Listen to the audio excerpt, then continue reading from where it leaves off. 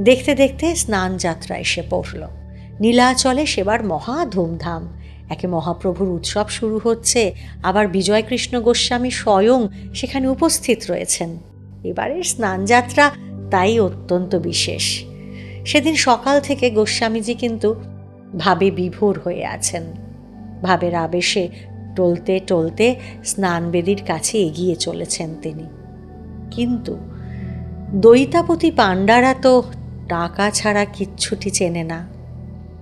প্রভুপাদের কাছে তো টাকা নেই। এদিকে তাঁর শিষ্যরা যে প্রণামী দিলেন, পাণ্ডারা তাতে খুশি হল না।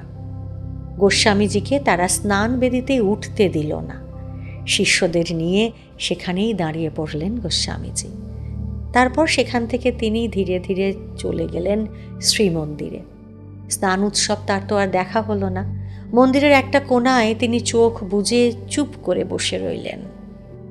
আর তারপর যখন চোখ খুললেন তিনি, তখন আনন্দে ঝলমল করছে তার চোখ মুখ। শিষ্যরা অবাক হয়ে তার দিকে তাকিয়ে রয়েছেন।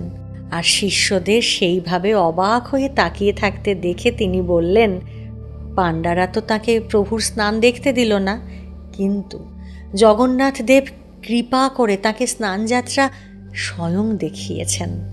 সমস্ত দেবতা অন্তরিক্ষে সমবেত হয়ে সোনার সিংহাসনে তাকে বসিয়ে মন্দাকিনীর পবিত্র জলে তার স্নান ক্রিয়া করালেন।